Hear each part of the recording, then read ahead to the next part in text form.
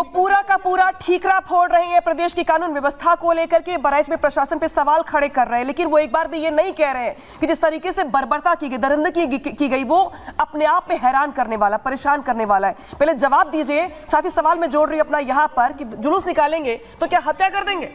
नहीं, देखिए फराज की वजह से आपने जो सवाल पूछा सारा जवाब उन्होंने ही दे दिया। उन्होंने जवाब क्या दे दिया?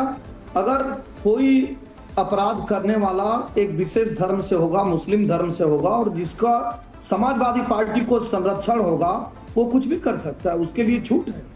भाई भारत माता को डायन इनके एक नेता कहे, आप बताइए किसने उनको गोली मार दिया? नहीं मारा। रामचरितमानस की प्रतियां जलाए, किसने इनको गोली मार दिया?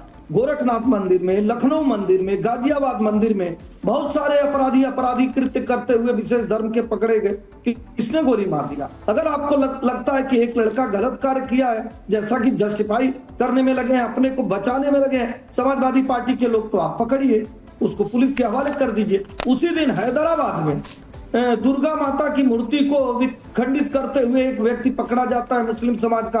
वहां के सभ्य समाज के लोग क्या करते हैं? उसको पुलिस के हवाले कर देते हैं। लेकिन बेशर्मी की हद देख रही है समाजवादी पार्टी के को देख रही है, क्योंकि उनके धर्म का, समाजवादी पार्टी का कि मुस्लिम धर्म का व्यक्ति हाजी जी कुछ बोल रहे हैं, मुस्लिम धर्म का व्यक्ति कोई भोजन करा दे, मुस्लिम धर्म का व्यक्ति किसी को गोली मार दे, वो सब जायज है? नहीं जायज है, संविधान में जायज नहीं है। अगर आपको लग रहा है तो ये दूसरे देश में जायज। आपने कहा मुख्यमंत्री जी क्या कर रहे हैं, आपको जानकारी है?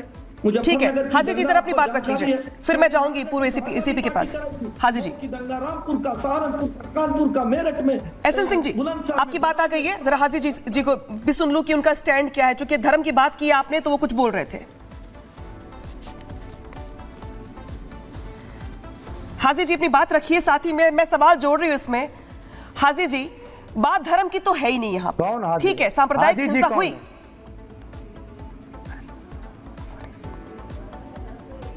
हाजी जी कौन है?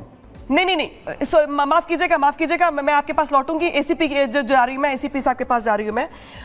जिस तरीके से वेदभूषण जी सांप्रदायिक हिंसा होती है, आपने भी बहुत बार देखा होगा अपनी ड्यूटी के दौरान कि कुछ इलाकों में हिंसा हो जाती है। लेकिन जिस तरीके से हिंसा की गई उस जगह पे, जो लोग थे वहां पे मौजूद, उनका यह आरोप है कि भाई दो गुट आपस में भिड़ गए, इतना बवाल बढ़ गया कि कुछ लोगों ने रामगोपाल पे बौछार कर दी गोलियों की। लेकिन उसके पहले की जो मानसिकता थी, पहले टॉर्चर कर लो, पहले से उसे जिस तरीके से दरिंदगी की सारी हदें पार कर दो, ये किस तरीके के लोग हैं? कहां से आते हैं ये लोग? अनामिका, ये जो दंगा है बहराइच का बिल्कुल ऑर्गेनाइज दंगा था। यदि दंगे में एकदम से लाखों हजारों आदमी या इस तरह रिवॉल्वर या इस तरह की बर्बरता नहीं करते। आपने देखा यूपी के अंदर कानपुर, लखनऊ, अलीगढ़, मुजफ्फरनगर, मेरठ, बुलंदशहर दंगों का बहुत लंबा इतिहास रहा है। इवन दिल्ली में जहां बैठा हुआ यहाँ भी दंगों का इतिहास रहा है। परंतु बहराइच उसमें और एक नया नाम जुड़ गया है कि बहराइच भी अब दंगों के लिए जाना जाएगा। जब विवाद जो शुरू हुआ था डीजे के ऊपर जो म्यूजिक बज रहा था, उसको लेकर विवाद हुआ था। उसके लिए सरकार ने, सुप्रीम कोर्ट ने एक मानक फिक्स किए हुए 10 बजे तक लाउड स्पीकर पूरे हिंदुस्तान में अलाउड है। कितना बज रहा था, क्या कोई अश्लील गाने बज रहे थे या किसी मुस्लिम धर्म को उस पर अपशब्द कहे जा रहे थे, तो बिल्कुल ये गलत था। परंतु यदि वो अपनी भक्ति कर रहे थे, अपनी चीजों को बात कह रहे थे, तो उसमें कोई बुराई नहीं थी। जहां तक दिखाया जा रहा है कि रामगोपाल किसी छत पर चढ़े हुए हैं, झंडा लहरा रहे हैं, अपने धर्म का झंडा लहरा रहे हैं, ये किसी ऑफेंस की कैटेगरी में नहीं आता। यदि फिर भी किसी को ऐतराज था, वहां तमाम तरह का पुलिस प्रशासन मौजूद था, उनसे शिकायत दर्ज कराई जा सकती थी, उस पर एक्शन लिया जा सकता था। परंतु जिस तरह से पोस्टमार्टम रिपोर्ट आई है, उसमें उसकी बॉडी पर 22 छर्रे मारे गए, जो 12 बोर की बंदूक है उससे मारे गए। तो अचानक तो पैदा नहीं होगी कि अचानक किसी के घर में सब्जी काटने वाला चाकू था।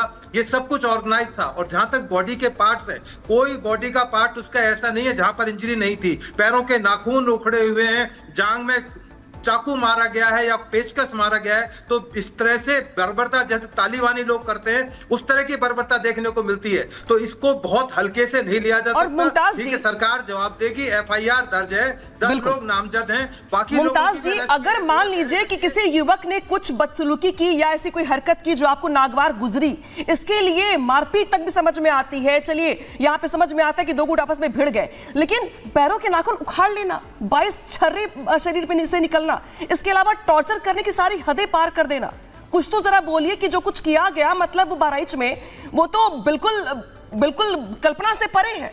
एक शब्द में नफरत की सारी हदें पार कर दी गई है। मतलब नफरत, नफरत और सिर्फ नफरत है ये, और कुछ भी नहीं।